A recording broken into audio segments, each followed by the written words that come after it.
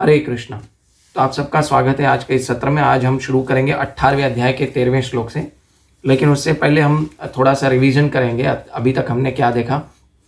अभी तक हमने देखा 18वें अध्याय के पहले श्लोक में अर्जुन क्वेश्चन पूछता है कि संन्यास और त्याग में क्या फ़र्क है, और भगवान आगे जवाब देते हैं, संन्यास और त्याग के बारे में बताते हैं।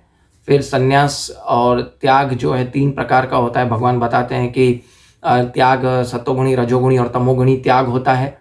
फिर भगवान आगे बताते हैं कि सत्वगुणी, रजोगुणी त्याग, तमोगुणी त्याग करते करते उनको, जो भी व्यक्ति ऐसे त्याग करता है, उनको 3 प्रकार के फल मिलते हैं।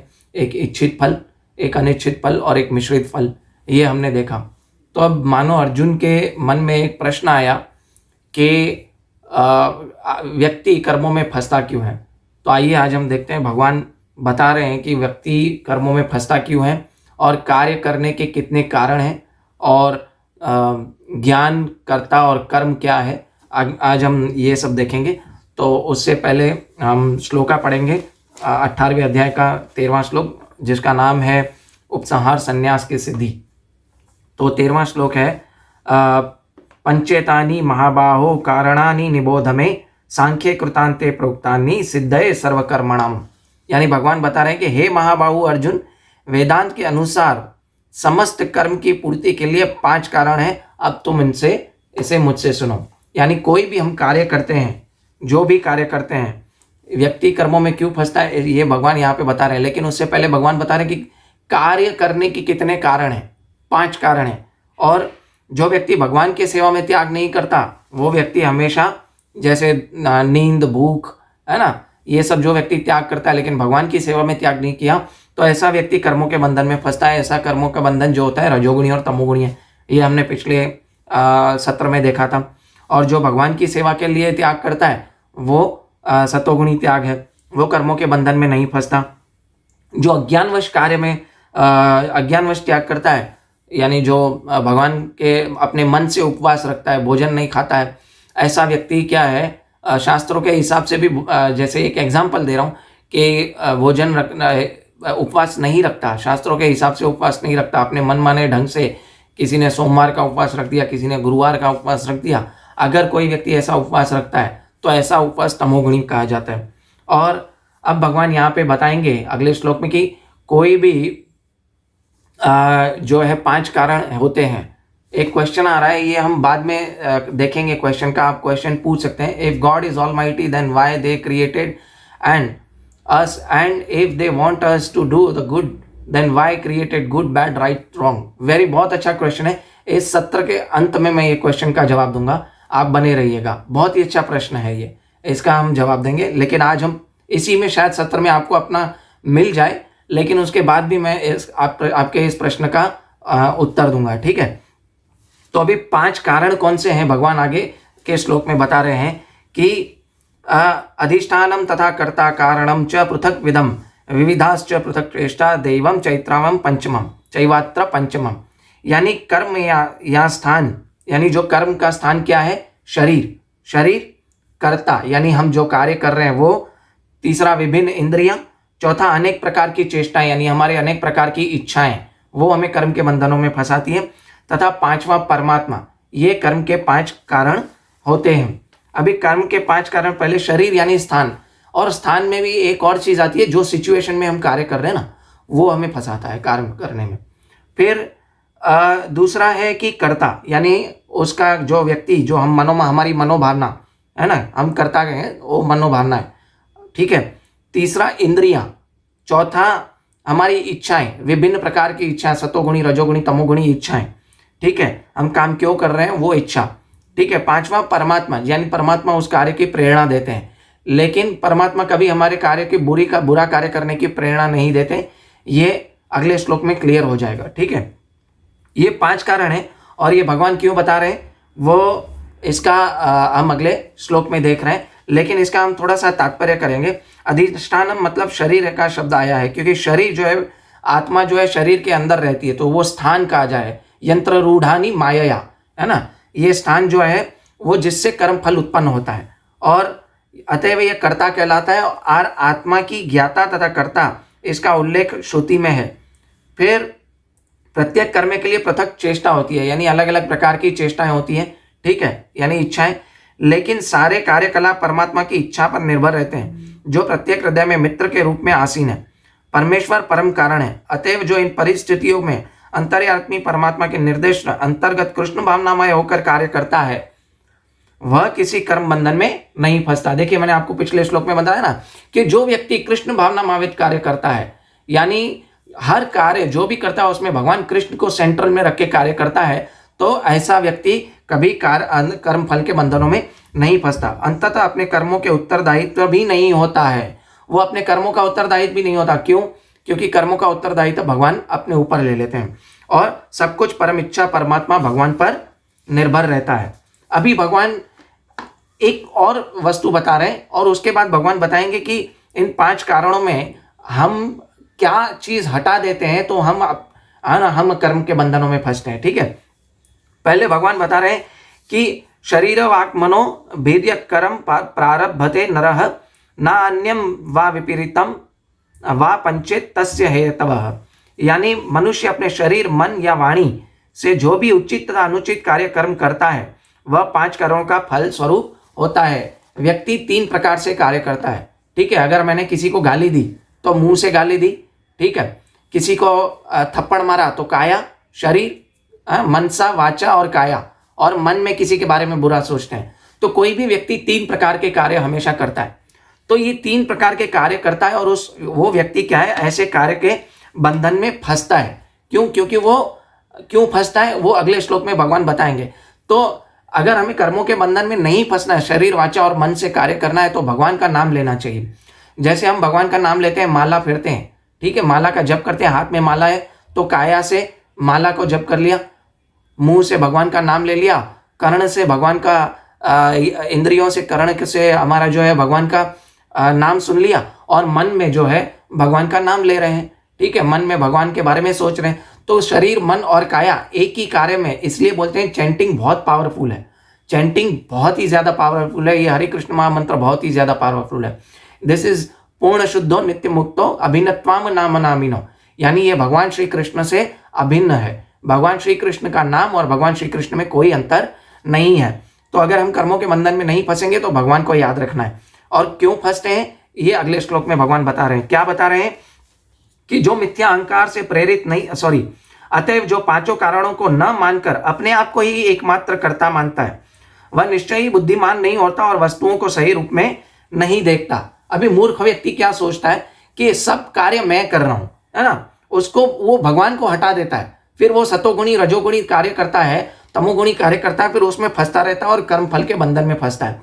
जैसे कि 3रे अध्याय में एक श्लोक है कि प्रकृति क्रियमाणानि गुण कर्माणि सर्वश अहंकार विमूढ़ात्मा कर्ता महिति मन्यते। वो अहंकार में आ जाता है कि मिथ्या अहंकार में कि मैं ये शरीर हूं, पहले तो अपने आप को शरीर समझता है, फिर ये सोचता है कि मैं जो है मैं ही करने वाला हूं, मैं अपनी बुद्धि से, मैं अपने बल से सब कुछ करूंगा, तपस्या करूंगा, बल करूंगा, सबको हराऊंगा।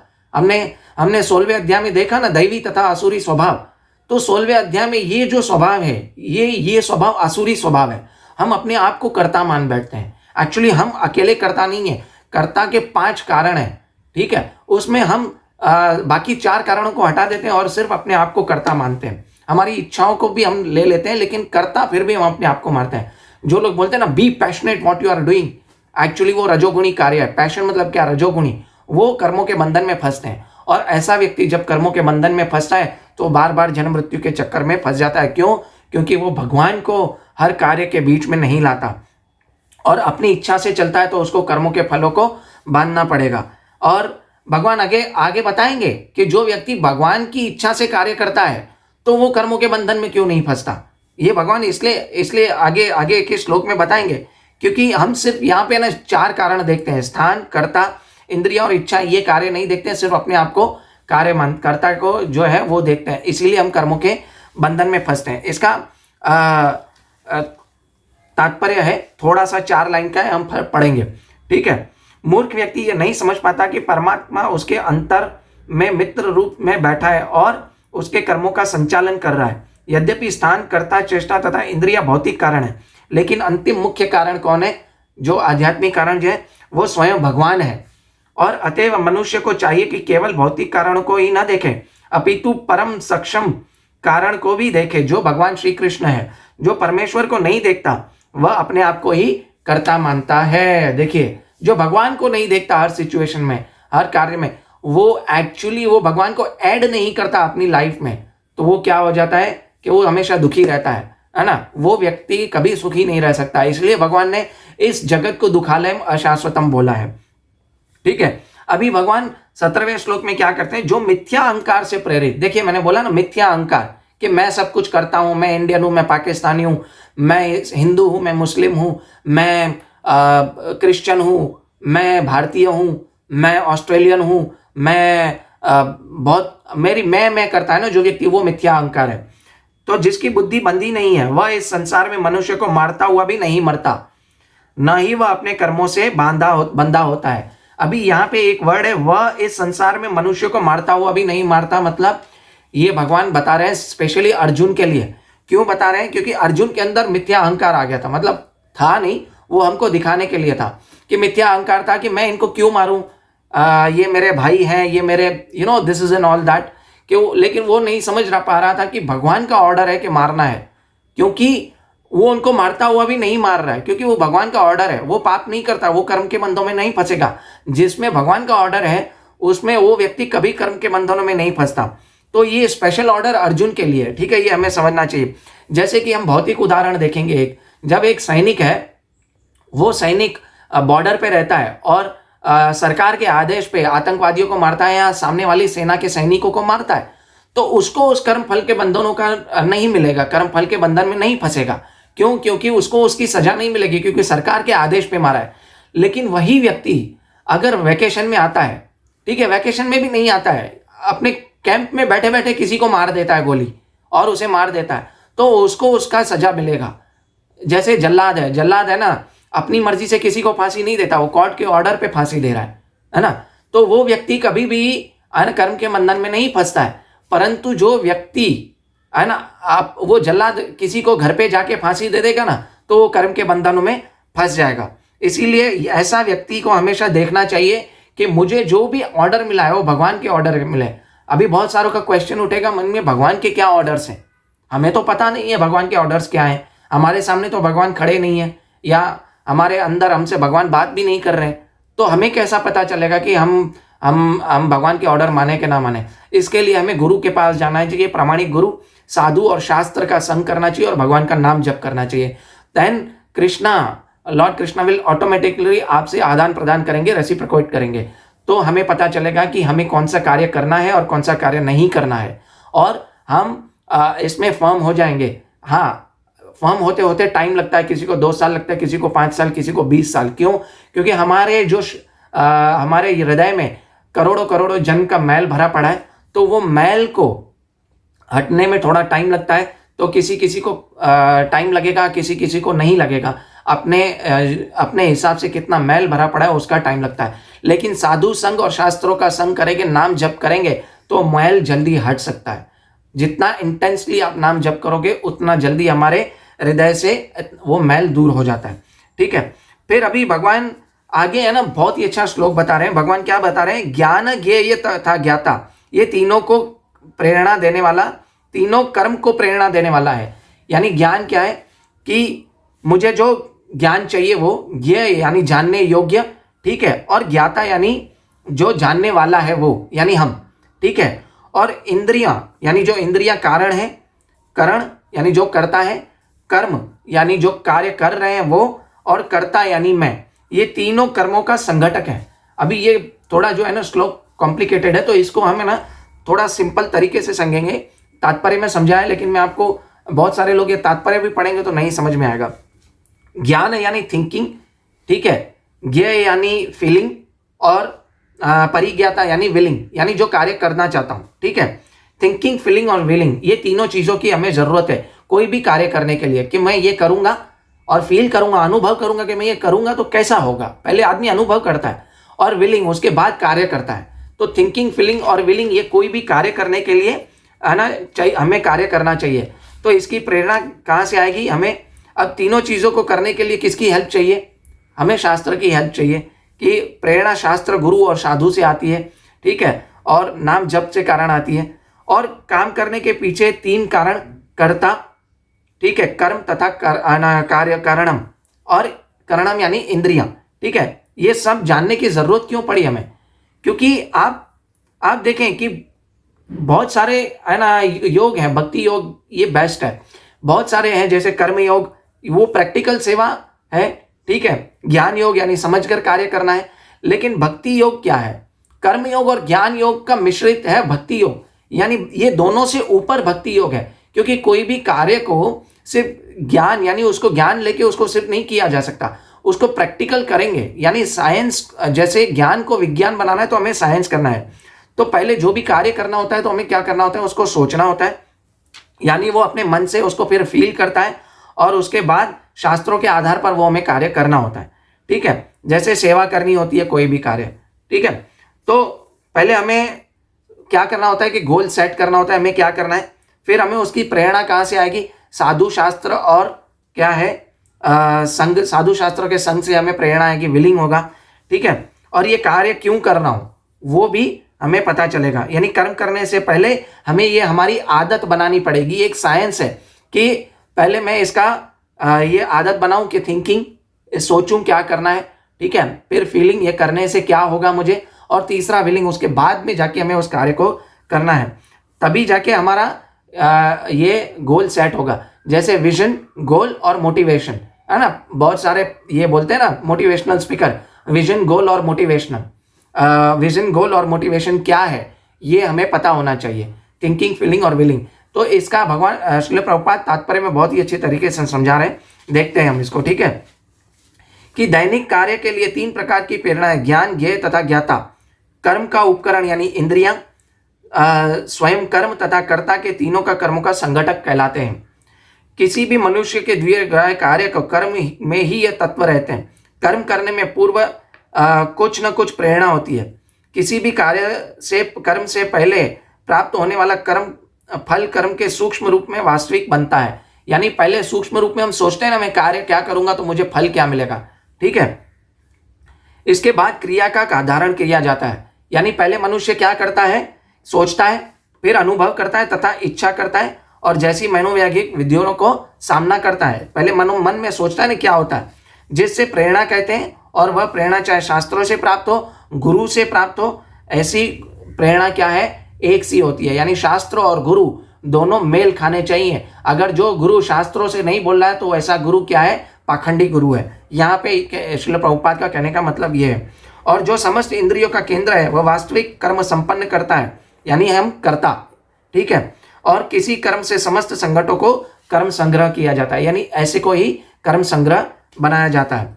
अभी भगवान आगे थोड़ा टॉपिक चेंज कर रहे हैं, लेकिन उस टॉपिक को यहाँ पे ऐड करते हैं, मतलब इसको आगे थोड़ा और बढ़ा रहे हैं, इस टॉपिक को कैसे करना चाहिए कार्य को, ठीक है। प्रकृति के 3 गुणों के अनुसार ही ज्ञान, कर्म तथा कर्ता, ये 3 भेद हैं। अब तुम उससे मुझसे सुनो, यानी प्रकृति के गुण के अनुसार क्या है, ज्ञान, कर्म और कर्ता। यानी भगवान ने पहले ही बताया दिया ना, जो भी कार्य संपन्न किए जाते हैं वो क्या किए जाते हैं कि 5 कारण है, लेकिन उसके पीछे प्रकृति के 3 गुण हैं। अब ये पॉइंट है कि जब हम सोच रहे हैं, अनुभव कर रहे हैं और कार्य कर रहे हैं, ये 3 गुणों के से प्रेरित होता है, 3 गुणों के अंडर चल रहा होता है ना। प्रकृति के 3 गुण, सतोगुण, रजोगुण और तमोगुण, यानी सतोगुण सोच वाला व्यक्ति सतोगुणी कार्य करेगा, रजोगुण सोच वाला व्यक्ति रजोगुणी कार्य करेगा, और तमोगुणी सोच वाला व्यक्ति तमोगुणी त्याग करेगा। हमने जैसे पीछे देखा त्याग भी वो देखा हमने, सतोगुणी, रजोगुणी और तमोगुणी त्याग होता है। फिर ऐसे व्यक्तियों को क्या मिलता है कि सतोगुणी, रजोगुणी और तमोगुणी उसके इच्छित, अनिच्छित और मिश्रित फल मिलते हैं। और भगवान यहाँ पे बता रहे हैं कि घर, ज्ञान, कर्म और कर्ता ये 3 प्रकार के हैं। तो पहले हमने देखा विजन, गोल और मोटिवेशन, यानी सुन लिया पर उसको प्रैक्टिकल लाइफ में अप्लाई नहीं किया, है ना, इन 3 गुणों के अनुसार होता है। तो जब हमने ये सुन लिया, सुनने से कुछ नहीं होता है, लेकिन क्या होता है उसको फिर हमें प्रैक्टिकल अप्लाई करना होता है। अपने इंटरेस्ट के लिए नहीं करना है, लेकिन भगवान के इंटरेस्ट के लिए जो भी कार्य करेंगे वो कार्य इन 3 गुणों से ऊपर उठता है। अब आगे भगवान ने बताया ना 3 कार्य करता है, 3 प्रकार के भेद बताए, प्रकृति के 3 गुणों के हिसाब से ज्ञान, कर्ता और कार्य, कर्म। तो अभी भगवान आगे ज्ञान के बारे में बता रहे हैं, ठीक है। तीन प्रकार के ज्ञान, सत्वगुण, रजोगुण और तमोगुण ज्ञान बता रहे हैं भगवान। तो अभी भगवान के आज हम ज्ञान के बारे में देखेंगे, ठीक है। तो भगवान क्या बता रहे हैं, जिस ज्ञान से अनंत रूपों में विभक्त रूप सारे जीव एक ही अभिव्यक्ति आध्यात्मिक प्रकृति देखी जाती है, उसे ही तुम सात्विक जानो। अभी सात्विक क्या है?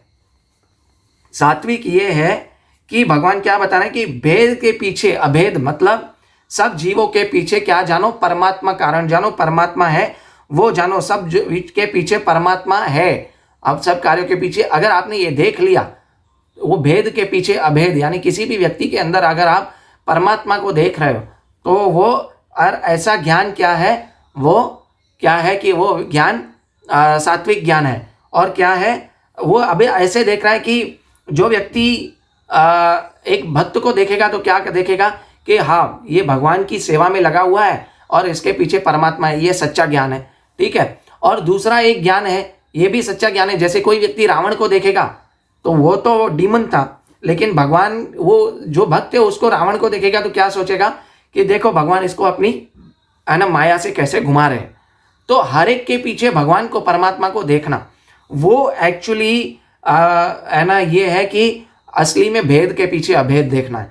परंतु कि एक भक्त के पीछे क्या देखता है, इसके ऊपर कृष्ण की कृपा है, मतलब हर चीज के पीछे कृष्ण का हाथ देख रहा है।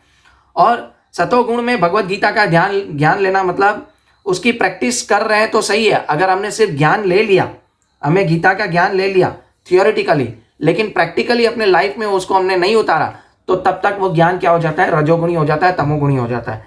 क्योंकि हम है ना क्या उसके ज्ञान के बीच में, ज्ञान के चक्कर में, अहंकार में फंस जाएंगे, मुझे इतना ज्ञान है, लेकिन उसको जब हम प्रैक्टिकली सर्व करेंगे तो हम नहीं फंसेंगे कि ज्ञान क्या है, ठीक है। हम ऐसे ज्ञान के चक्कर में, उस अहंकार में नहीं फंसेंगे।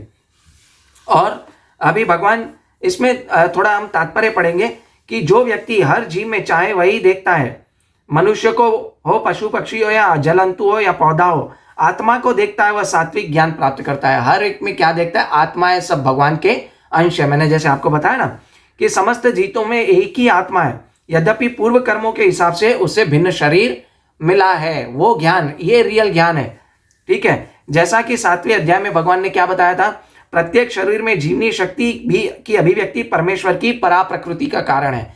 भगवान की दो प्रकृतियां ना, अपरा प्रकृति और परा प्रकृति। तो ये व्यक्ति परा प्रकृति को हर वस्तु में देखता है। उस एक परा प्रकृति, उस जीवनी की शक्ति को प्रत्येक शरीर में सात्विक दर्शन करता है। यह जीवनी शक्ति अविनाशी है, भले ही शरीर विनाशशील हो, यानी शरीर की मृत्यु होती है, आत्मा की मृत्यु होती नहीं है। आत्मा जो है वो एटर्नल है, भगवान की दास है, ठीक है। जो आपसी भेद है वो शरीर के कारण है, यानी हम जो भेद देखते हैं, गोरा काला, पशु पक्षी, इंसान और हरे बंदर में जो भी हम भेद देखते हैं वो सिर्फ शारीरिक भेद है, लेकिन सब में आत्मा एक ही है, सच्चिदानंद है, ठीक है। इवन आप देखें, जब भी जिनको पेट में गड़बड़ होती है ना, तो स्टूल करने जाते हैं, है ना, विष्ठा के लिए जाते हैं, तो उसके अंदर छोटे छोटे कीड़े होते हैं, उसमें भी परमात्मा है।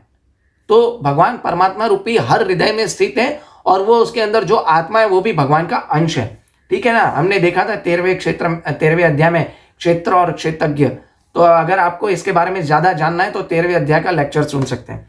अतएव जीवनी शक्ति भी विभक्ति प्रतीत होती है। ऐसा निराकार ज्ञान आत्मा साक्षात्कार का एक पहलू है, यानी जो निराकार बोलते हैं वो सिर्फ एक पहलू है, लेकिन भगवान के ज्ञान तक पहुंचना वो हाईएस्ट नॉलेज है, ठीक है। इसीलिए वो जो व्यक्ति देखता है, हर एक में भगवान को देखता है, हर एक में देखता है कि आत्मा है, वो ही ये सात्विक ज्ञान कहलाता है।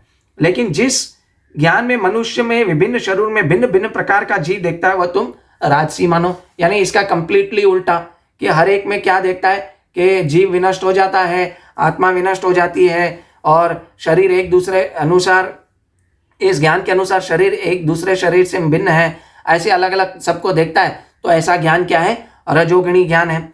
और वह ज्ञान जिसने मनुष्य के एक प्रकार के कार्य को, जो अति तुच्छ है, सब कुछ मानकर सत्य को जानने बिना लिप्त रहता है, वह तामसी का रहता है। यानी जिस व्यक्ति को बिल्कुल ज्ञान नहीं है, वो शास्त्रों के अनुसार ज्ञान नहीं है, ना ही उसको दूसरा कुछ ज्ञान है, यानी सामान्य मनुष्य का ज्ञान सदैव तामसी ज्ञान होता है। कैसा? क्योंकि प्रत्येक बद्धजीव तमोगुण से ही उत्पन्न होता है।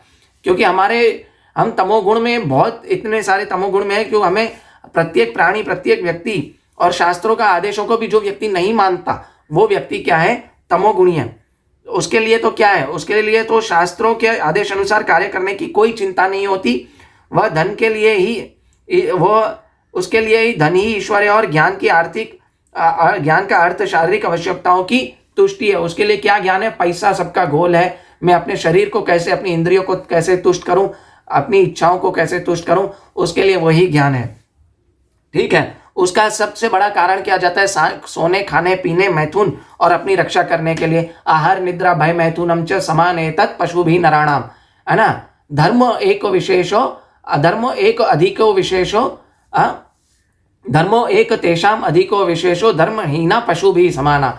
यानी आहार, निद्रा, भय, मैथुन वाला व्यक्ति जो ऐसे लेवल पे कार्य करता है वो तो पशु भी के तरह कार्य करता है। लेकिन मनुष्य जीवन में एक धर्म ही है जो हमें क्या है, पशुओं से अलग करता है। अदरवाइज हम दो पैर वाले पशु हैं। ठीक है, दूसरे शब्दों में शरीर से परे आत्मा संबंधी ज्ञान सात्विक ज्ञान कहलाता है। और जिस ज्ञान में लौकिक तर्क, चिंतन, मनोधर्म, नाना प्रकार के सिद्धांत तथा वाद जन्म लेते हैं वह राजसी है। और जो शरीर के सुख में बनाने वाले ज्ञान को तामसिक ज्ञान कहा जाता है। ठीक है, यहाँ अपने सत्र को विराम देता हूँ। कृष्णा।